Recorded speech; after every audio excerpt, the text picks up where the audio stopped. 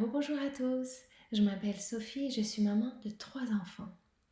J'aimerais vous partager aujourd'hui un événement qui s'est passé il y a quelques jours, qui est très très simple et en même temps très profond, qui s'est passé avec mon fils Anaël qui a 7 ans. Depuis toujours, on utilise les rêves pour se guider, pour mieux se comprendre.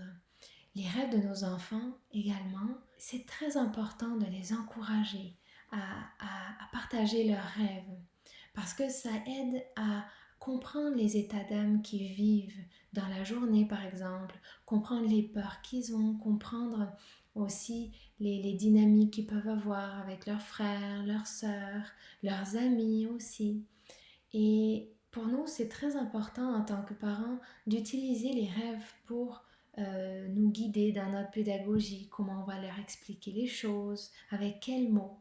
C'est vraiment fascinant de voir qu'on peut recevoir nos réponses à travers nos rêves. Donc, je vous partage ce moment-là. Anaël venait de se réveiller, c'était le matin. Et puis, il est venu dans notre lit, donc voilà, on partage des moments très affectueux, on fait des câlins, voilà, c'est le matin, on va commencer la journée, donc plein de nouveaux apprentissages. L'énergie était belle, légère, c'était un très beau moment. Et puis après quelques minutes, ça leur arrive donc de se lever, d'aller faire d'autres jeux, puis parfois, donc ils nous demandent de faire des applications sur le téléphone. À ce moment-là, les enfants m'ont demandé de faire de l'iPhone et, c'était bien dans le mouvement naturel, donc j'ai dit oui. Puis là, Noah, donc le frère d'Anaël, a pris l'iPhone de son papa et Anaël a pris mon iPhone. Sauf que l'iPhone de mon mari est plus grand que le mien. Il a un écran qui est plus large. Donc Anaël n'était pas très content que son frère l'ait pris avant lui.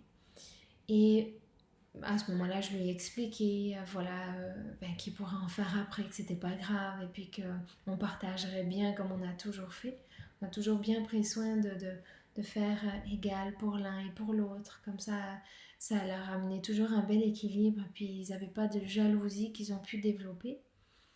Mais à ce moment-là, alors que d'habitude ça serait passé très bien, à ce moment-là, Anaël avait une résistance. On sentait qu'il avait une énergie où il avait plus envie de bougonner, il n'était pas très content, tout ça. On sentait qu'il avait du mal à se sortir de son état un petit peu bougon. Et c'était intéressant parce que c'était pas naturel. J'ai remarqué qu'il y avait une différence. Il était vraiment, oh, mais je le veux maintenant, puis il voulait pas patienter, puis même s'il avait mon iPhone. Et même que j'ai dû en venir à dire, ben là, Anaël, tu sais, tu dois changer d'énergie, tu peux pas faire de l'iPhone avec cette énergie-là. Maman, elle t'a laissé le choix, mais là, tu veux rester dans cette énergie-là, ben, voilà, on arrête maintenant, toi, tu as plus le droit.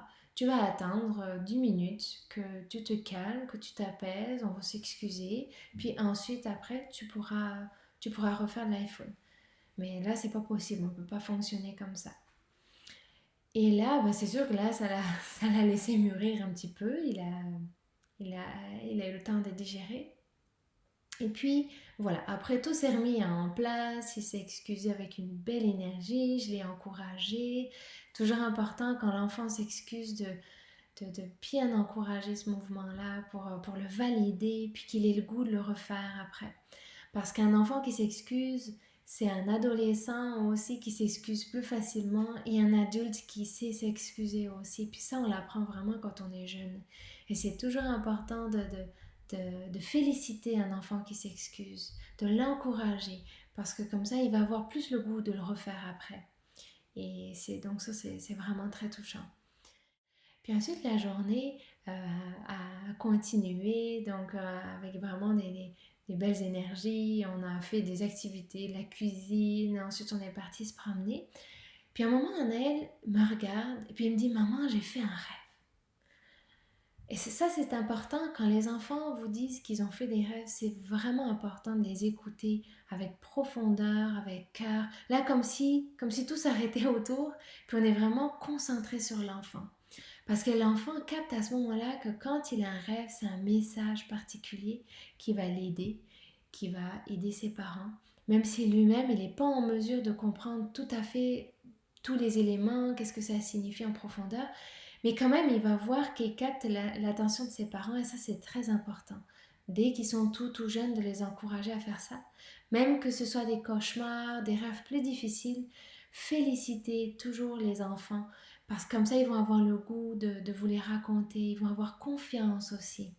Même s'ils sont pas, ils peuvent pas écouter tout en profondeur tout ce que vous allez leur dire. Ils peuvent pas nécessairement être réceptifs à ce moment-là si c'est pas le temps non plus de leur partager tous les enseignements de leurs rêves, mais au moins de les écouter et qu'il y ait cette relation de confiance qui se crée, qui apportera beaucoup de fruits importants aussi. Plus il va grandir, plus il aura de rêves. Donc là, c'est sûr que j'ai dit, ah, mais raconte-moi, Anaël, le rêve que tu as fait. Donc, qu'est-ce qu'il avait fait comme rêve? Il avait rêvé que sa petite sœur perdait une dent. Un rêve tout simple, mais qui va très loin quand on analyse dans la symbolique. Donc, sa petite sœur, elle a 4 ans, un peu plus de 4 ans. Donc, c'est sûr que c'est trop jeune pour perdre une dent, même si c'est sûr que tout est possible, il n'y a pas de règle absolue, mais quand même, c'est aux alentours de 6 ans et demi, 5 ans et demi. Mais 4 ans, c'est un peu trop jeune. Donc là, son rêve prenait une tournure négative, parce que c'est pas dans le cours normal des choses. Et les dents, ça touche à la structure, vu que c'est comme, c'est aussi solide qu'un os, c'est la structure. Et comme ça se situe dans la bouche, ça concerne nos besoins. Nos besoins de communiquer, nos besoins de s'alimenter aussi, les besoins affectifs aussi, parce que c'est là qu'on donne de la tendresse, des bisous, des câlins. Donc, ça va concerner nos besoins qu'on va nourrir soit positivement, soit négativement. On peut par exemple des fois manger pas sainement. Donc là, on ne les alimente pas bien. Mais on peut manger aussi, pas nécessairement concrètement, mais on peut se nourrir d'énergie. Donc on se nourrit d'un film, on peut se nourrir d'une musique, on peut se nourrir d'un partage avec quelqu'un, de discussion. Et là, ça va nous nourrir, mais ça va être soit positif si on le fait dans une bonne intention, si les énergies sont positives dans les qualités, ou négativement si par exemple on se nourrit de films d'horreur, puis on aime ça, les films d'horreur, et puis c'est sûr il peut y avoir du positif à regarder des films d'horreur, mais dans ce temps-là, on les analyse, on ne s'en nourrit pas de la violence, de l'agressivité. Là, ça aura une tendance négative. Donc là, pour revenir à son rêve, sa petite sœur perdait une dent. Puis sa petite sœur, il l'aime beaucoup. Il est très bienveillant avec elle. Puis, mais là, bien sûr que dans le rêve, elle prend une tendance négative. On voit qu'il y a une notion qu'il a eu comme une difficulté dans la structure de ses besoins. C'est trop en avance, c'est trop tôt. C'est sûr que s'il a une dent qui tombe, ça va le déstructurer. Il va comme être déstructuré au niveau de ses besoins. Et c'est sûr que comme sa petite sœur en perd une, il va y en avoir une qui va repousser aussi. Donc, avec l'addition du fait que c'est trop tôt, il va y avoir la notion qu'il va avoir des besoins trop jeunes. Trop de besoins qui vont se structurer. Ça va être une dent d'adulte aussi qui va pousser dans la bouche d'un enfant de 4 ans. Donc il va y avoir des besoins trop adultes, trop matures qui vont être là trop tôt. Donc quand j'ai entendu le rêve d'Anaël, c'est sûr, là j'étais tellement contente parce que je me suis dit, waouh, on va pouvoir faire tellement des beaux liens, des beaux enseignements aussi avec ce qui s'était passé dans la matinée, dans le matin, parce que c'est sûr que j'avais fait le lien qu'il y avait quelque chose qui était différent d'habitude, puis là je pouvais tout de suite synchroniser avec le rêve qu'il me racontait. Puis là, au bon moment, j'ai pris un moment avec lui, puis j'ai attendu qu'il soit calme, réceptif, et je lui ai dit, Anaël, regarde le rêve que tu me racontes, regarde, c'est intéressant. Puis je lui apprends à les interpréter aussi petit à petit. Et il arrive déjà très très bien à voir la connexion des symboles, puis voir quand c'est positif, c'est négatif.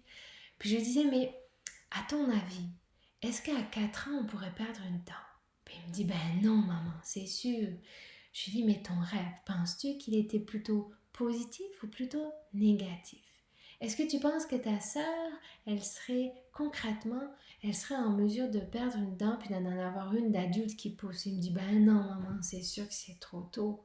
C'est sûr que ça va pas. Puis je lui dis, la dent d'adulte, en plus, elle va pousser, elle va être plus grosse que les autres, donc ça va pousser toutes les autres. Oh, il me dit, ben oui, c'est sûr. Puis je lui dis, tu te souviens, là dans ton rêve, c'est toutes des parties de toi, c'est pas ta petite sœur que tu vois, c'est tous tes états de conscience en toi. Il me dit, ah oui, oui, oui. Puis là, il me dit d'un air coquin, mais maman, mais peut-être que ça veut dire que des fois, je veux trop faire d'iPhone. Et puis c'est sûr que là, j'ai dit, ben oui, Anaël, t'as bien compris ton rêve, c'est ça, c'est exactement ça. Tu vois, ce matin, quand maman, elle t'a dit, ah, on attend ton tour, t'attends avec patience, tu prêteras l'iPhone de maman à Noah, Noah te le donnera, puis là, c'était comme difficile pour toi.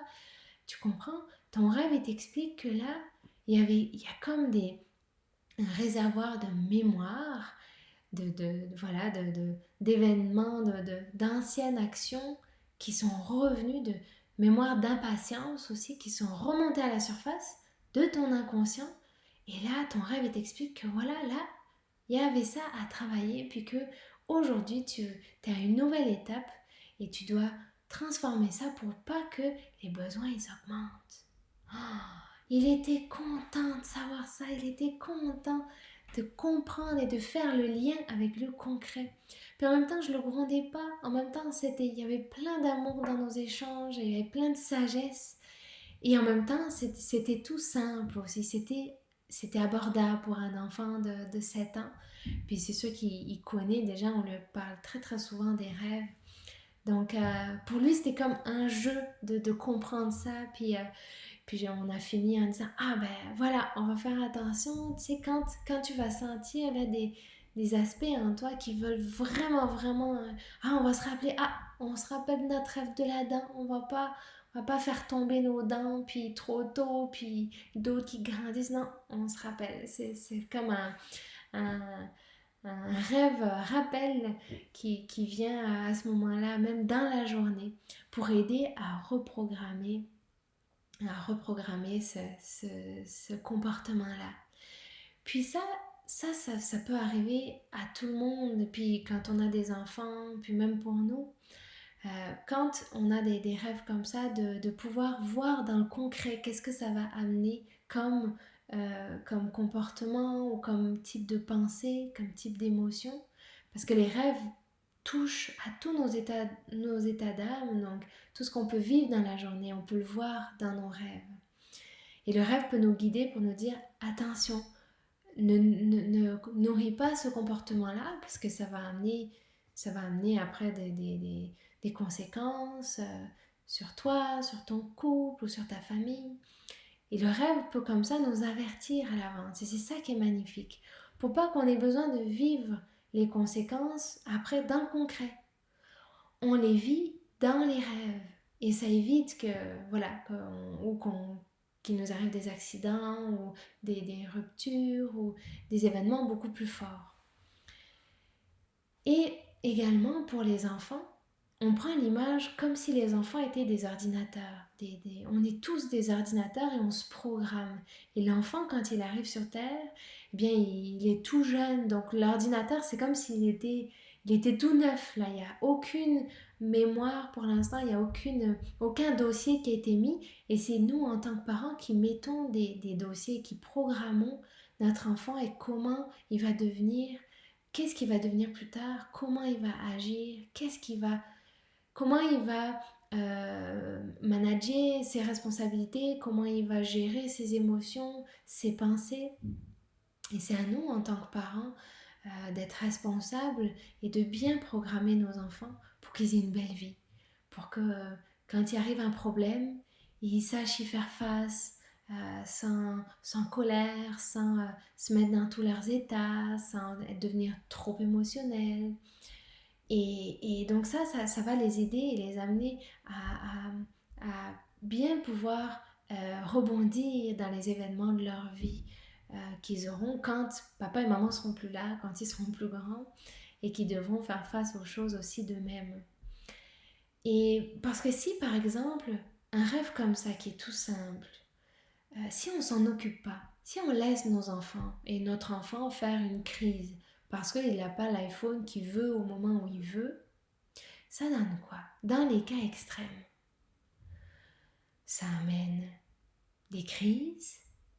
À l'adolescence, quand il y a une ouverture sur les besoins, ça amène des conflits, des situations qui peuvent aller à l'extrême où l'adolescent vraiment se met en position de rébellion par rapport à ses parents, puis va décider des choix qui seront mauvais pour lui, pour plus tard, autant au niveau de ses études ou au niveau de ses choix avec ses amis, choisir les mauvais amis qui ont des mauvaises influences, puis après ça peut aller dans tous les sens, jusqu'à la drogue, ou ça peut amener beaucoup de problèmes.